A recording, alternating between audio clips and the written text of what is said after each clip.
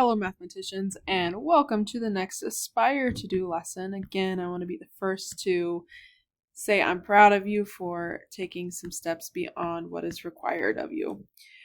Alright, so in this lesson, we are going to be doing multi-step absolute value, which in reality, it's fewer steps than what the last lesson was, but this time we are going to have some operations inside the absolute value and some operations on the outside. So that's what's kind of our differentiating point from the last lesson to this one. So our goal is always to isolate the absolute value. So number one, isolate the absolute value.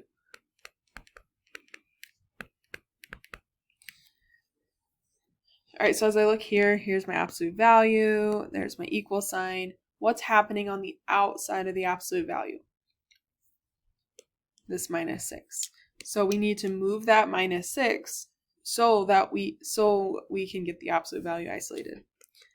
So we're going to add 6 and bring down the absolute value of 9, r divided by 9. And negative 5 plus 6 would be 1.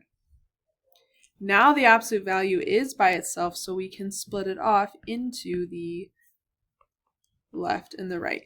So the positive and the negative direction. So we drop the absolute value bars, and we have it equals negative 1, and we have it equals positive 1. Remember that we only change this number, and we are only, and we drop the absolute value. So we make that number negative and that number positive. All right, let's solve. I know fractions freak us all out, but fractions are division. What is the opposite of division? Multiplication. So if r is being divided by 9, what is the opposite of divide by 9? Multiply by 9. And we show that through the parentheses on the side, because then we can just cancel that out. And r equals negative 1 times 9 is negative 9. Over here, again, r is being divided by 9. Our solving steps are exactly the same, but our solution is going to be slightly different. 1 times 9 is positive 9. And yes, positive 9 and negative 9 are different values. Let's take a look at the next one. Here's our absolute value. What's happening on the outside of the absolute value? Negative 3 is being multiplied. How do I know it's being multiplied? There is not a plus sign in between. There is not a minus sign in between. Like Ms. Bauer, but there's a minus sign on 3. It's a negative. It's to the left of 3, so it's not the operation. There is not a division line between 3 and the absolute value. So the only other operation it could be is multiplication. Multiplication is the hidden operation. So if there is no operation symbol or sign, then it is multiplication. So we need to divide by negative 3 on both sides, because that cancels out, leaving us with the absolute value of n plus 4 equals negative 12 divided by negative 3 is positive 4. Now that the absolute value is isolated, we can split it off into our positive direction and our negative direction. When we split it, we drop the absolute value bars. The inside of the absolute value always stays the same. It's the number that it equals that is different. So now to get this n by itself, what's happening to it? 4 is being added to it, so the opposite of plus 4 would be minus 4. Negative 4 minus 4 is negative 8. Subtract 4 over here, and 4 minus 4 is 0. The absolute value is a really great time to really hone your integer skills as well. All right, let's take a look at this next problem. Our absolute value is right here. What's happening on the outside of the absolute value? 4 is being subtracted from it. What's the opposite of minus 4? Plus 4. So we bring down the absolute value of v minus 7. 12 plus 4 is 16. Now that the absolute value is isolated, we can split it off. Drop the absolute value bars, make one equation equal the negative value, and one equation equal the positive value. And we solve them the same way. We want to get v by itself. What's happening to v? 7 is being subtracted from it.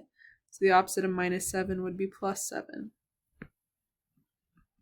Negative 16 plus 7 would be negative 9. And over here, again, we're going to add 7 because 7 is being subtracted from v. And 16 plus 7 would be 23. So again, this is a really great time to really focus in on those solving skills because our solving is the same for both. Our result is different. So we're going to really hone in on the solving and we're going to really hone in on our integer skills, our integer operations. All right, let's take a look at this next one. We have the absolute value here. What's happening on the outside of the absolute value?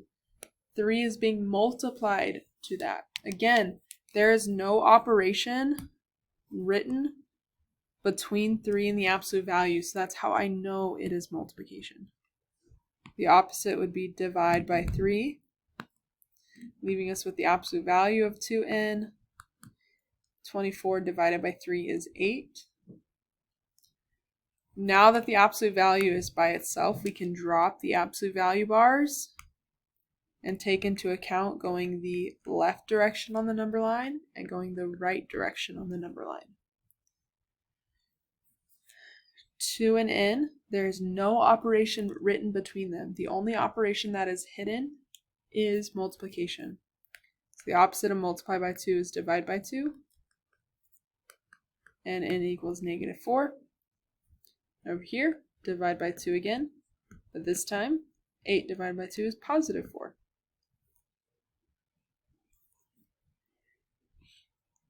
Let's do a couple more examples and then you'll be good to go.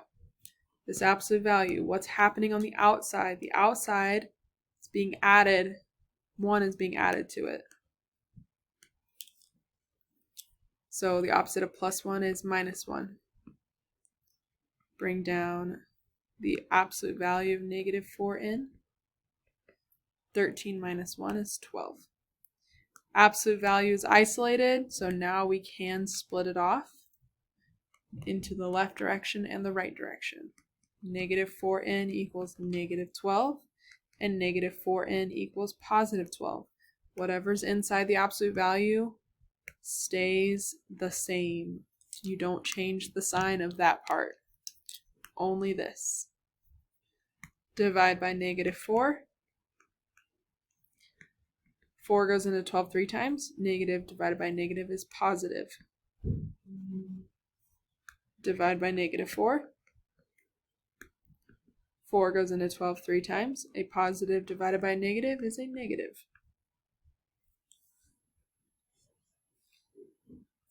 All right, last one. The absolute value, what's happening on the outside? The outside is being divided by 9. I know it's division because it's written like a fraction, and fractions are division. What's the opposite of divide by 9? Multiply by 9. And again, we're going to show it just like this. That leaves us with the absolute value of b plus 4. And 9 times 4 is 36. Absolute value is isolated, so we can split it off now.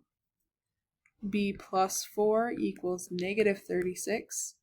And b plus 4 equals positive 36. Again, the inside stays the same every single time. What changes is this.